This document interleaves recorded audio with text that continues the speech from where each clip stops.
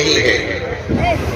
حضرات گرامی، میں نے جو حدیث پڑھا ہے اس سلسلے میں آپ سے گفتگو اصل ہونی ہے، لیکن آپ کے ذہن کو ملک کے حالات کے اعتبار سے تیار کر رہا ہوں، اور وہ اس لیے تیار کر رہا ہوں کہ کبھی اس ملک کے اندر آپ کے داڑھی پر، آپ کی ٹوپی پر سوال اٹھائے جاتے ہیں، کبھی مدارس اسلامیہ پہ چیلنج کیا جاتا ہے، کبھی علماء کو دہشت گرد کہا جاتا ہے، کبھی امام کو زندہ جلا دیا جاتا ہے، اور کبھی خطیب کو خطابت سے روک دیا جاتا ہے۔ یہ ملک وہ ملک ہے جس ملک میں آپ نے اپنے سر کو کفن سے باندھا تھا۔ یہ ملک وہ ہے جس ملک میں آپ نے اپنی قربانی پیش کی تھی، اور یہ قربانی کا اعلان اور جہاد کہاں سے شروع ہوا؟ انہی مدارس اسلامیہ سے شروع ہوا، اور جب اس مدارس اسلامیہ نے اس ملک کا سب سے بڑا سائنٹسٹ پیدا کیا، اس ہندوستان کو جو آپ کا ملک ہے، جو ہمارا ملک ہے، جس ملک کے ذرے ذرے پر آپ کی قربانی کے لہو کے چھینٹے لگے ہوئے ہیں، اس ملک کو جب سائنٹسٹ کی ضرورت پڑی تو مدرسے کی چٹائی پر بیٹھ کر پڑھنے والا، دال روٹی کھانے والا اے پی جے عبد الکلام سامنے آتا ہے اور ہندوستان کا میزائل مین بن جاتا ہے۔ آپ کو شاید معلوم نہیں، ہندوستان کا سب سے بڑا ایٹمی بم اور میزائل مین بنانے والا یہ مدرسے کی چٹائی پر بیٹھنے والے اے پی جے عبد الکلام تھے۔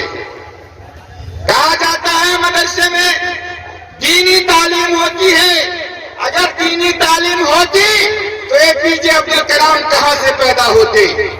اور رسول کریم صلی اللہ علیہ وسلم کے زمانے میں ایک واقعہ مشہور ہے، ایک جنگ کا موقع ہے، کچھ قیدی بنا کر لائے گئے، کچھ قیدی جب آئے آپ کی خدمت میں تو لوگوں نے کہا ہم اس کا فدیہ ٹیکس دیتے ہیں، آپ انہیں آزاد کر دیجئے۔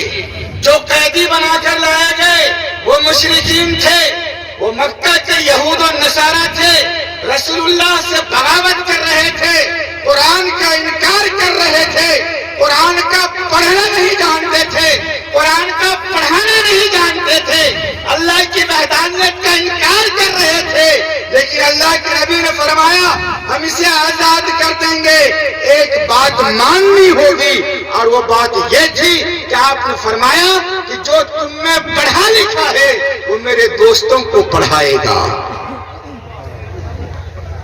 دوستوں اندازہ لگائے، وہ جو قیدی بنا کر لائے گئے وہ قرآن پڑھنا نہیں جانتے تھے تو پڑھاتے کیا؟ اللہ پر ایمان اور یقین نہیں تھا تو اللہ کی وحدانیت کے کیا تعارف پیش کرتے؟ رسول اللہ پر ان کا ایمان اور یقین نہیں تھا تو رسول اللہ کے ہاتھ پر بیعت کیسے حاصل کرتے؟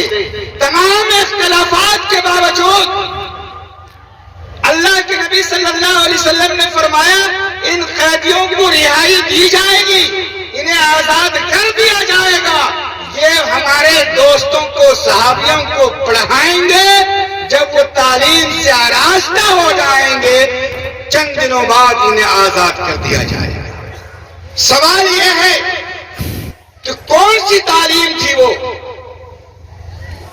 قرآن وہ نہیں پڑھنا جانتے تھے تو قرآن پڑھاتے کیسے؟ آخر وہ کون سی تعلیم تھی جس تعلیم کے سلسلے میں اللہ کے نبی نے فرمایا میرے دوستوں کو، میرے ساتھیوں کو پڑھاؤ؟ معلوم یہ ہوا اس واقعے سے رسول کریم صلی اللہ علیہ وسلم نے تعلیم پر اس زمانے میں بھی زور دیا جو اس وقت کے ضرورت اور تقاضے تھے، چاہے وہ سائنس کا علم ہو، جغرافیہ کا علم ہو، میتھ کا علم ہو، علم اعراضی ہو، علم سماوی ہو، دنیا کے تمام علوم و فنون جو اس وقت کے موجود تھا، اللہ کے نبی نے فرمایا کہ میرے دوستوں کو پڑھاؤ۔ پھر یہ الزام لگانا کہ مدرسے میں عصری تعلیم نہیں ہوتی، ارے عصری تعلیم بھی دینی تعلیم ہے، یہ فرض کفایہ ہے، اس کو حاصل کرنا لازم اور ضروری ہے۔ اور یاد رکھو آپ اپنے بیٹا کو وکیل بناؤ، ڈاکٹر بناؤ, انجینئر بناؤ, APJ عبد الکلام بناؤ, لیکن سب سے پہلے اس کو مومن بنانے کی کوشش کرو, اس کو حافظ قرآن بنانے کی کوشش کرو, اس کو عالم دین بنانے کی کوشش کرو. اگر وہ بچہ قرآن پڑھے گا تو آپ کے جنازے کی نماز بھی پڑھائے گا. ایک مسئلہ بتاتا چلوں, جب کوئی مر جاتا ہے امام صاحب کو دھکا مار کے کہا جاتا تم جنازے کی نماز پڑھاؤ, کہتے کہ نہیں کہتے؟ ارے بولو کہتے ہیں نا. کسی کتاب میں نہیں لکھا امام جنازے کی نماز پڑھائے گا. مفتی صاحب بیٹھے پوچھ لیجیے گا,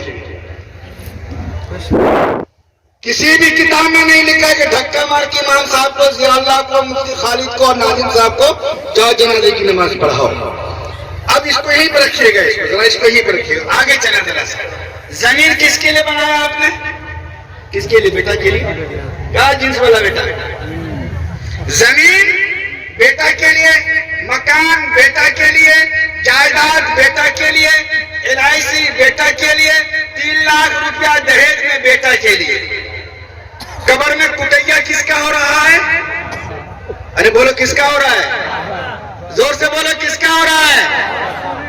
بیٹا آپ نے ایسا تیار کیا. قبر جنت, قبر کیا ہے؟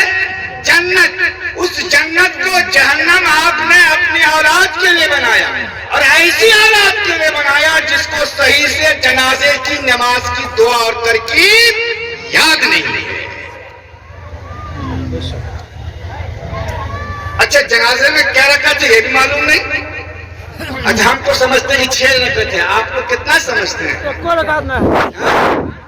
ایک رکعت نہیں ہے. ایک تو پاس ہوا چاہیے. 6 تکبیر ہے کہ 7 تکبیر ہے؟ 7. 4 ہے. ماشاءاللہ لگتا ہے چلہ لگایا آپ لوگوں نے. اللہ قبول فرمایا آپ کی چلہ کو. تو معلوم یہ تو معلوم ہو گیا. چلے 4 تکبیر یہ بھی معلوم ہو گیا. یہ تکبیر جو 4 تکبیر ہے جنازے میں, اس کو کہا کیسے جائے گا یہ پتا ہے؟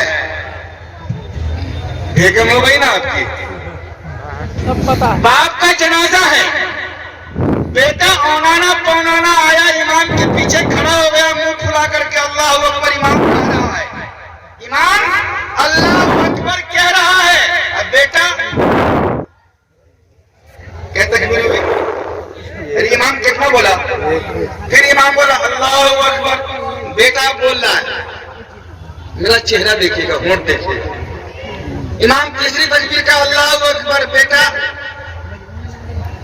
سوچ رہا ہے, ابھی میں نہیں بتاؤں گا کیا سوچا. امام کا اللہ اکبر. بیٹا خاموش, سائلنٹ. پوچھو مفتی صاحب سے, پوری زندگی باپ کے جنازے کے پیچھے کھڑے رہو, اگر زبان سے تکبیر کو نہیں لوٹایا, اتنی آواز نہ نکلی کہ آپ کی زبان حرکت میں آئے, پوری زندگی جنازے کے پیچھے رہو, آپ کے جنازے کی نماز نہیں ہوگی. اولاد کو آپ نے ایسے تیار کیا. اسی لیے کم سے کم بیٹا کو بتاؤ, بیٹا جب میں مر جاؤں تو مفتی صاحب نہ پڑھائے جنازے کی نماز, تم ہو وارث. باپ مر جائے تو بیٹا جنازے کی نماز پڑھائے گا, اور بیٹا مر جائے تو باپ جنازے کی نماز پڑھائے گا. یہ شریعت کا حکم ہے. چونکہ ہم نے اپنے آپ کو علم سے دور کر رکھا ہے, مدرسے سے دور کیا, مکتب سے دور کیا, علماء سے دور کیا. ہم دوسرے کے جگہوں پر جا کر چودراہٹ کو دکھا دیتے ہیں, لیکن جو اپنے گریبان کا نمبر آتا ہے تو 3 لاکھ روپیہ لیتے ہیں, 7 لاکھ روپیہ لیتے ہیں. زمانہ بلیٹ کا آ گیا, بلیٹ ہم جہیز میں لیتے ہیں. 1000 تبلیغ کر لیجئے اور سجدہ کا نشان اتنا بڑا ماتھے پر لگا لیجئے, برکت ضیاء اللہ مفتی صاحب قاضی صاحب بن جائیے, بیت اللہ کے چھت پر جا کر کے مر جائیے, مسجد نبوی میں جا کر آزان دے دیجئے. اگر بیٹی والے سے روپیہ پیسہ ٹکا گائے بھینس لیے تو جب تک بیٹی والا معاف نہ کرے گا جنت کی خوشبو تک میسر نہیں ہوگی. مرے کہاں جا کر؟ مولانا کہاں مرے؟ بیت اللہ کی چھت پہ مرے. دنیا میں سب سے مقدس جگہ, یہ حقوق العباد. اور یہ کیوں ہم کھا جاتے ہیں؟ اس لیے کہ ہم مدرسے کی چٹائی پر نہیں بیٹھے. اگر آپ مدرسے کی چٹائی پر بیٹھتے تو آپ کو پتا چلتا حقوق العباد کیا ہے. مرنے سے پہلے امام صاحب اعلان کر دیتے ہیں جو بندوں کا حق ہے آپ معاف کر دیجئے، اور اعلان ہو جاتا ہے. لیکن اس بیٹی والا سے پوچھو جس نے سود پر پیسہ لیا ہے، انٹرسٹ پہ پیسہ لیا ہے، گھر کے زمین جائیداد کو بیچا ہے اور بیٹی کی شادی کی ہے، وہ سسر وہ داماد کو کیسے معاف کرے گا؟ یہ داماد کے باپ کو جس کے ساتھ یہ حشر ہوا ہو، جس نے رات کو رویا ہے، دن کو رویا ہے، بیٹی کی شادی کے لیے تڑپا ہے، سسکا ہے، بھیکا ہے، در در گھر گھر بھیک مانگا ہے، اور جہیز کے درندوں کو جہیز دی گئی ہے. تو اندازہ لگاؤ ایسا کیا حشر ہوگا. آپ اپنی اولاد کو اگر پڑھائیں گے یہ ساری بیماریاں ختم ہوں گی. رسول گرامی صلی اللہ علیہ وسلم کے زمانے میں شراب عام، اور اس سے پہلے زنا عام. شراب کی حرمت بعد میں آئی ہے. زنا ہو رہا ہے، چوری ہو رہی ہے، ڈکیتی ہو رہی ہے. آپ نے پڑھا ہوگا، سیرت میں سنا ہوگا مولانا سے کہ دنیا کی تمام برائی رسول گرامی صلی اللہ علیہ وسلم کے بعثت کے وقت، پیدائش کے وقت، یعنی اس حال میں، اس عالم میں موجود تھی. لوگ مہینوں مہینوں سالوں سال لڑا کرتے تھے. قتل عام تھا، زنا عام تھا، شراب عام تھا. ہونا یہ چاہیے جو چیز زیادہ جرم کا ہو، جو چیز زیادہ چل رہی ہو، جو برائی زیادہ سماج میں پھیلی ہو، سماج سے اس برائی کو ختم کیا جائے. قرآن کی یہ آیت نازل نہیں ہوئی الزانی والزانیہ فاجلدوا کل واحد منہما. جب شراب کی حرمت آئی تو حرمت علیکم میتہ، آخر آیت تک وہ شراب کی حرمت اس کے اندر موجود ہے، وہ آیت نازل نہیں ہوئی. جب زنا عام ہے، شراب عام ہے، ڈکیتی عام ہے، السارق والسارقہ الی آخری، یہ آیتیں نازل نہیں ہوئی. دنیا کی تمام بیماری اور برائی کو ختم کرنے کے لیے قرآن نے پہلی آیت اگر نازل کی ہے تو کہا اقرأ باسم ربک الذی خلق. اے نبی اس رب کے نام سے پڑھیے جس نے آپ کو پیدا کیا ہے. معلوم ہوا کہ جہیز کی بیماری اور برائی، شراب کی بیماری اور برائی، تلک کی بیماری اور برائی اس وقت ختم ہوگی جب آپ مدرسے کی چٹائی پر بیٹھیں گے، جب آپ اپنی نسلوں کو تعلیم دیں گے، جب آپ اپنے بچوں کو تعلیم دیں گے تو ان تمام جرائم سے، ان تمام برائیوں سے خود بھی بچیں گے اور نسلوں کو بھی بچانے کی کوشش کریں گے. تو کیا ہم لوگ مدرسہ میں اپنی اولاد کو بھیجیں گے؟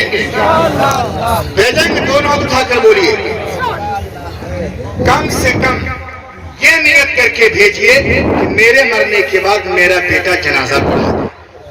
اس کی بڑی فضیلت حدیث کے اندر. بہرحال تو میں قرآن کریم کے سلسلے میں آپ سے ایک بات عرض کروں.